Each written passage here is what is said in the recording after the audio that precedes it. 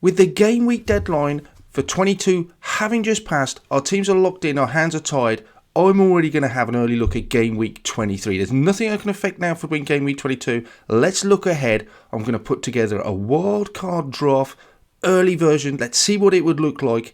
We'll look at decisions about whether we should be using it or not. Lots to get through. Let's have a look at it.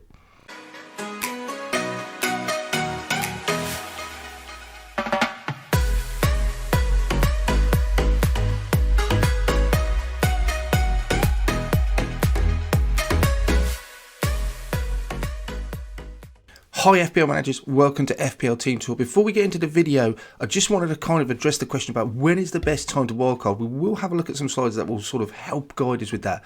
But it feels a cop-out, but it is just completely dependent on your team. And in some occasions, I think in previous years of FPL, or even earlier on in the season, there's obvious times of waiting for the transfer window to close, so you know which players are going to be available. There's obviously sometimes there's fixture swings, there's international breaks where players are coming back from injury, or we're waiting to see if they will still be fit. There's some kind of obvious or more distinct clear time to wildcard. This season, and if you're playing FPL for the first time this season, this is just not a normal season. This is not normal things that are going on. The things such as we know that the Arsenal-Tottenham game after kickoff could be in jeopardy. We've got things like players being subbed out by their own captain, Maguire, moving Ronaldo apparently out of his side. So things like this going on, we just don't normally get in FPL. Games rearranged, double game weeks fixtures being put in at the very last minute after deadlines just makes it really hard to plan for the future. So the whole wildcard video will be based on fixtures we know. I have taken into account there's blank game weeks coming up, so we know about those. Some teams going away, so we'll look at those. But so hard to judge these days what a wildcard is. I would normally say hit that wildcard button early if you're going to wildcard because you can lock those prices in. I'm not so sure that's a great idea now because you could easily wildcard, then find at the end of the wildcard week, just before deadline, actually my old side looks in a better shape now because of postponed fixtures. So even that's slightly more dangerous. Just makes life a lot harder. Fantasy football just seems to be this moving, writhing, living beast that's just changing in the dynamics of it all the time. I love it for that fact as well because the more organised I guess, the more structured and the better bench you've got, the more chances you have. And that's what FPL is all about. It's just giving yourself the best opportunity and chance. But very difficult to know when to wildcard. I certainly wouldn't say don't wildcard. We'll have a look at some of the reasons why you perhaps should this week in a second. But in the meantime, guys, if you enjoy this sort of content, don't forget, hit that like button, get back to us with any comments, if there's anything you'd like to see us do, what are you going to do this week, who are you going to bring in, and hit that subscribe button. In the meantime, let's jump into it. Should we wildcard? Shouldn't we wildcard? This is the age-old question. Chelsea assets, absolutely crucial. We've all had Chelsea assets. Some of us would have moved some on by now. Others will still be holding on to them. Chelsea are going to blank 3 of the next 4. I think game week 27, they're going to blank 3 times because of the World Club Championship. They do not seem, they're just not as appealing. They're not keeping the clean sheets at the moment. A little bit of uncertainty about Lukaku as well. I just feel now, if you're going to wildcard, it's a great time to get rid of those Chelsea assets and move on to something else. Don't get me wrong, we are going to need them and want them back later on in the season. But for the next 4 or 5 game weeks, they are just people we just do not want to have in our side. Why wouldn't you wildcard? There is always, at the moment, the uncertainty of fixtures. We don't know which games are going to be postponed. Still, there's very late calls with some of these matches within a game week. We've seen that a few times. Not much we can do, but some games are called off in advance. So the uncertainty of fixtures put in a wildcard team, all your hard work with a wildcard team could be undone. And remember, we only get 1 wildcard between now and the end of the season. So perhaps is that a reason to hold on to it for now? Don't know. If you have free hits, the good news is you can wildcard. If you've got 1 free hit, you can always free hit out of trouble later on. If you've got 2, you do have a sort of extra safety net. You've got 2 chances to get out of trouble. I'm in that position. I quite like having that. And a wildcard, if a wildcard, fixtures go against me. If I've got a triple up on a team or double up on those 2 teams or 1 team go missing because of postponed fixtures, I can free hit myself out of trouble. So I've almost got 2 get out of free jail cards with that one. There's the transfer window. Why not wait until the end of January when all the transfers have gone through? We know which teams are settled, who's going to be in there. So that may be a reason to hold on for it for now. But another reason to back wildcards, as we talked, Chelsea and Arsenal will miss at least, Chelsea missing 3 games up until game week 27 when they blank in that one as well. Arsenal missing 2 game weeks.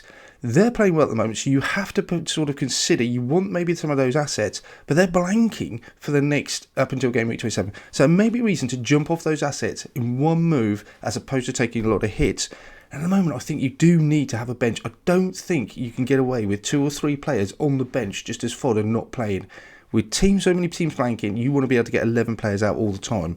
I do think that's important. So the pros and cons of wildcards are there. It's all going to be team dependent on who you've got on your side and your strategy longer forward.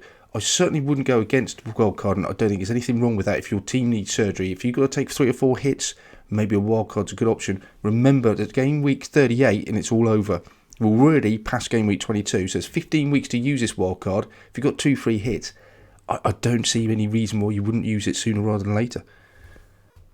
Let's have a look at this side then. In goal, we have Ben Foster's my backup keeper. He is the cheapest playing goalkeeper at this moment in time. Butlin's another option if you wanted to go there. But Foster should be back now. He's looking good for fixtures against Norwich, West Ham, Brighton. He's not necessarily someone going to play. For whatever reason, if De Gea lost his place, Ben Foster would have to come in. I don't want to make a substitution for a goalkeeper. West Ham at home.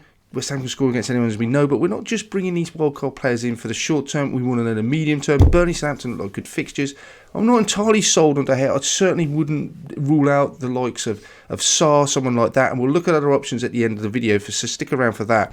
But De Gea, for me, just gets the nod at the moment. I think he's good for save points bonuses as well. Let's have a look at defence. What I quite like now is Luca Digne. 5 million, not the cheapest. He doesn't offer a great deal of goal threat at the moment, according to these stats. 0.15 isn't anything to write home about. He's got no goals, no assists. But we know from previous FPL seasons that he is a really good attacking asset to have. Good on free kick set pieces. I think Villa's fixtures, as we'll see in a minute, look really attractive. Luca Digne, he's not coming there to sit on the bench, so I really like the idea of bringing him in. A little bit of a differential at this moment in time. I only see his price going up as well. I like Lucas. At the back then, Kilman, I do think we need a Wolves defence. They've absolutely proved this season how tight they are. Only Manchester City better than Wolves. Keeping clean sheets at Old Trafford, very difficult to break down. Kilman doesn't really offer, again, any of that attacking threat. I think we've been really sort of spoilt with the likes of Reece James this season so far, and Trent. That's not a normal attacking returns for fullbacks. Kilman knows absolutely nailed on. He's played every single minute of Wolves games this season so far. Not expecting any attacking turns, but for 4.5, it's a really good option and a good way in getting into that Wolves defence. We've got some decent fixtures coming up. Cancelo, I think he just writes himself into the side. He is expensive, gets a goal, 7 assists, great fixtures, nailed on. I think he's just an absolute must-have. Tariq Lamptey, again, I like him. If you played FPL last season, you'll know what a legend he was at the start of last season. Getting forward, scoring goals, almost playing as an orthodox winger as opposed to a fullback. 4.5, he looks good. Didn't start in game week 22, the first game, but I think having just come back from this long-term injury, they're just managing his minutes, being a little bit cautious with him. 0.23, still a decent sort of a goal threat in terms of his XGI. 1 assist since he's come back. I really like him. That Brighton defence, I do trust. 4.5, I don't mind putting him on the bench either. I can certainly rotate him and Kilman. Lastly, we have Alexander-Arnold. I just don't even need to talk about him. Do I? 0.53, 2 goals, 9 assists. Wow, great fixtures. He's in, nailed on. Looking at their fixtures coming out then, as we see, Luca Digne, first game back, that looks pretty tasty. Away at Everton, his club is just left. Then he's got Leeds and Newcastle, so decent fixtures for Villa. Expect maybe 1 or 2 clean sheets from that. Kilman's fixtures, Brentford away, he'll be paying for that one, I would have thought. Arsenal at home, Tottenham away. I think Wolves' defence is that good that they're just not conceding. When they do only concede 1, I wouldn't mind playing him in pretty much any of those fixtures. And I think it's important this time of the year with all the postponements to have a bench that's playing. So he will be one of those players that will just be in that side, whatever. So you know he's going to get minutes. Cancelo's fixtures look great. Southampton away, Brentford and Norwich. Don't think you could really ask for better fixtures than that. Lamptey does have a blank when it comes up after the Leicester game. Again, I think I'm just going to have to suck that one up and just have him on the bench for that. Just accept it. Trent, great fixtures as well. Palace, Leeds, Burnley. Liverpool looking quite tight at the moment. Again, he's just an absolute must-have.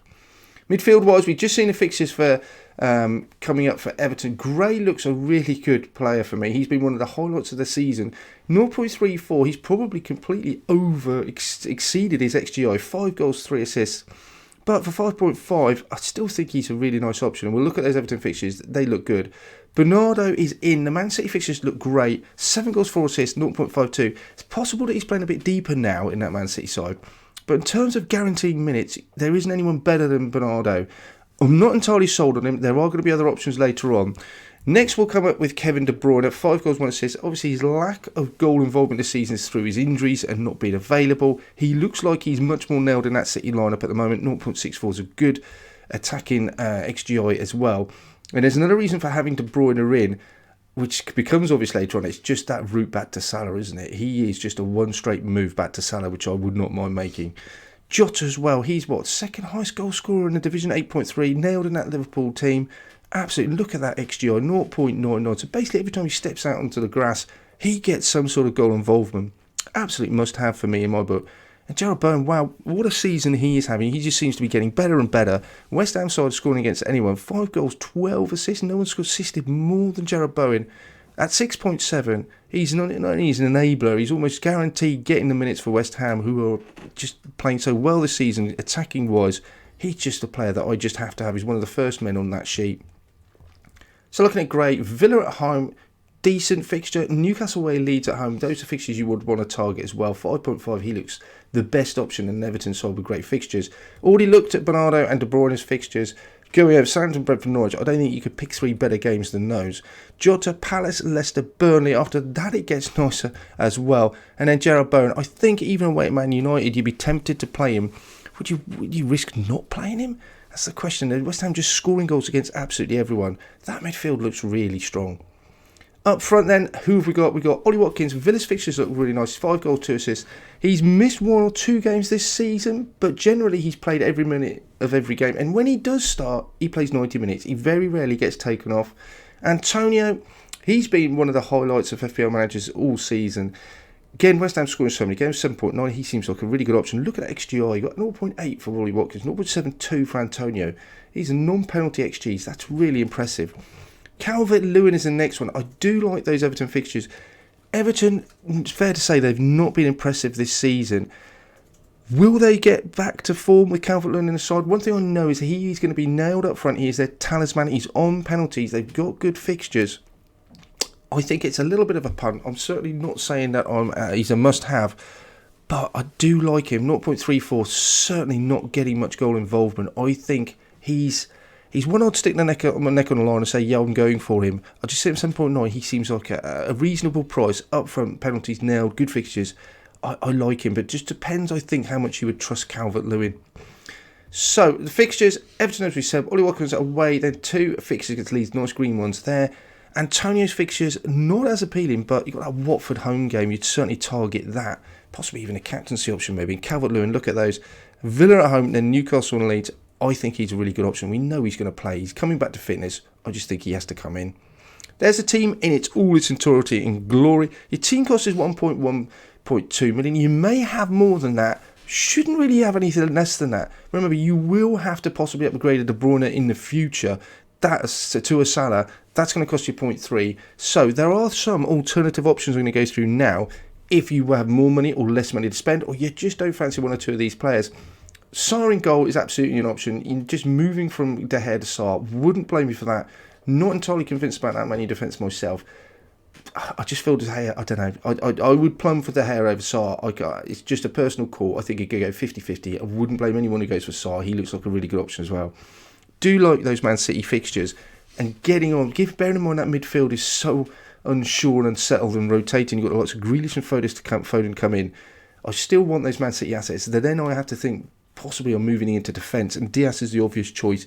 Not cheap, but he is nailed in that Man City defence, and it looks like a lot of clean sheet potential, so you could go there for Diaz if you're an upgrade. Foden's an option, coming back to match fitness. When he plays, sometimes he goes up front down the middle. He could be really explosive and a good option if you wanted to move to that. Leicester have a lot of rearranged fixtures to come up as well, and Maddison coming back to form. We know he's the focal point of that side, and without many strikers up front, he could be pushing even further forward. So 6.9, he looks like a really good option. And our last one, he does blanks, that puts me off a little bit, but then I don't mind having maybe 1 player on the bench, but Tierney coming back in the side, he looks like he's nailed. He offers a great attacking return. Arsenal certainly seem to have more of a backbone than they have in previous seasons. I quite like the idea of Tierney. Other options, the obvious elephant in the room is Ronaldo. Great fixtures for Man U. He's on pens. He is expensive, and he's perhaps not produced the goods over the last few weeks, but he's getting so many shots in and around the box. If he plays, he can be so devastating and explosive. How do you get him in? That's the question. I do think he is an option. You would have to make sacrifices elsewhere. If it was me, I just don't think he's worth the 12.5 million. I'd much rather go for a Watkins and an Antonio than a Ronaldo and a Broja, someone like that. And you possibly would have to downgrade somewhere else. For me, he's absolutely an option, and I think he's a great captaincy option. Definitely, if you want to get him in and you feel he's going to be bringing in the goods, go for him. For me, I just think he's too expensive. Another option that I quite like, just to keep an eye on, Danny Ings. If Aston Villa, they've got great fixtures. If he gets a run in the side, and he seems to be fairly fit-free over this season so far, if he can nail down that place in the side, 7.7, we know how good he's been for Southampton the past few seasons and what goal threat he got. Could he be a bit of a differential, Danny Ings? Quite like him for 7.7. It's an easy move from someone like Antonio. Do you think he's got an option? Future plans, I think absolutely Mo Salah has got to be part of them. Look at those fixtures for game week 25 and 26. We know we'll be back for Burnley away. We know Norwich at home. He's an absolute shoo-in. He has got to come in to your side for those fixtures. De Bruyne allowed you straight away to move to Salah, but I think he has got to come in. For me, he's a captaincy, non-negotiable. I am going to be sat behind the sofa if I have not got him into my side for Burnley away and Norwich at home. That's going to be a horrible hour and 45 minutes watching Salah play. I don't want that. He's got to come in for me.